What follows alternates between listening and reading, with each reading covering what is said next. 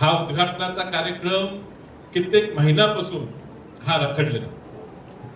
या शासनाच्या लोकांना एक सवय लागली की शासकीय निधी हा शासनाचा म्हणजे जनतेचा नाही, हा आपल्या वैयक्तिक इस्टेटीचा आपल्याच बापाचा पैसा असल्यासारखं ह्यांच्या मनात धारणा. हे पैसे त्यांची किती इस्टेट असो कुणाची, हे पैसे त्यांच्या इस्टेटीतनं निर्माण झालेले, ते जनतेच्या पैशातनं निर्माण झालेले पैसे आहेत. आणि ही मिरज पंचायत समिती ही राज्याची बऱ्यापैकी सगळ्यात मोठी असलेली पंचायत समिती, आणि त्यामुळे ह्या ठिकाणी निधी देत असताना वेगवेगळ्या सरकारांनी ह्या ठिकाणी, म्हणजे ह्या काळात काँग्रेसचं सुद्धा सरकार असताना ह्याला तांत्रिक मान्यता ह्या कामाला मिळाली होती, वेगवेगळ्या सरकारांनी दिली. प्रथा अशी आहे आणि आम्ही समजून घेतो की ज्या ज्या ठिकाणी सत्ता ज्यांची येईल त्यांनी कार्यक्रम नियोजित करावा, सगळ्यांना बोलवावं, कार्यक्रम घ्यावा.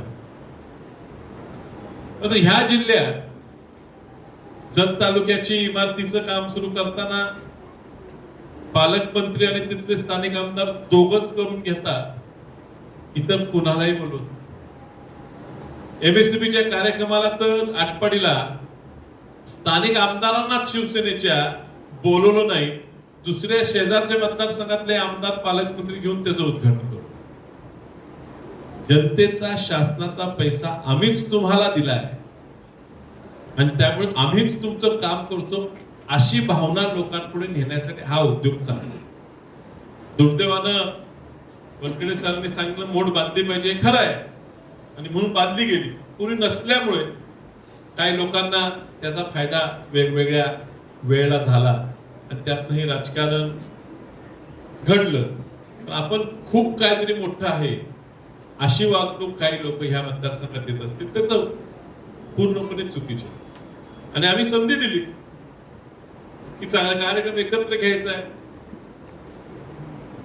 लोकांची अडचण होते, नवीन इमारत बांधायची होती म्हणून बऱ्यापैकी जुन्या इमारतीचं मेंटेनन्सचं काम थांबलेलं आहे, ती धोकादायक असू शकते. नवीन इमारत बांधली आहे, त्या ठिकाणी कार्यक्रम घेऊया, त्या ठिकाणी कार्यक्रम तुम्हाला वेळ लागतो, किंवा बसायला तरी जाऊया.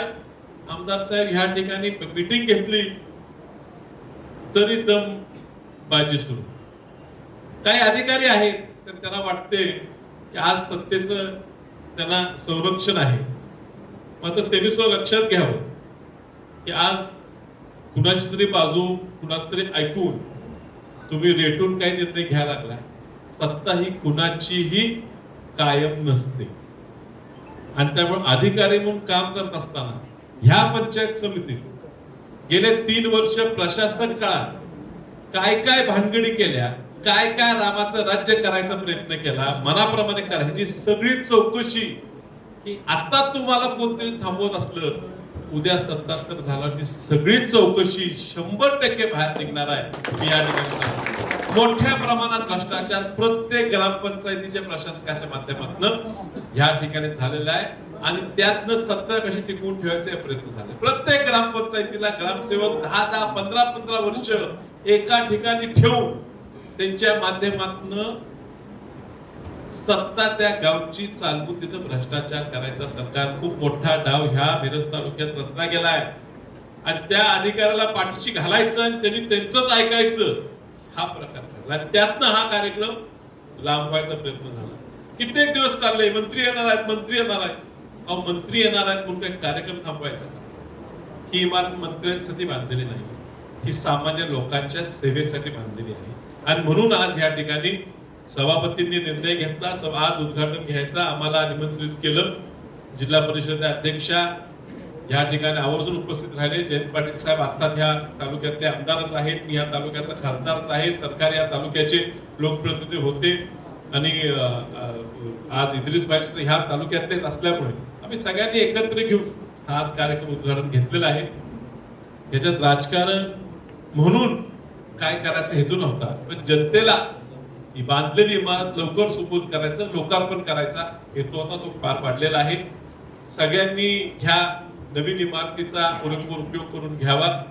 ह्या ठिकाणी चांगले निर्णय सदस्यांनी मिळून घ्यावेत सगळ्यांनी, असं मी त्यांना सांगतो. तुमच्यावर खूप मोठी जबाबदारी आहे. आज एक पुरोगामी विचार पुढे न्यायची जबाबदारी सगळ्यात मोठा तालुका जिल्ह्याचा ह्या नात्यानं तुमच्या सर्व पदाधिकाऱ्यांना आहे की तुम्ही प्रामाणिकपणे तुमची जबाबदारी पार पाडावी अशी तुम्हाला विनंती करतो आणि पुन्हा एकदा ह्या लोकार्पण सोहळ्याच्या तुम्हाला सगळ्यांना मी खूप खूप शुभेच्छा देतो.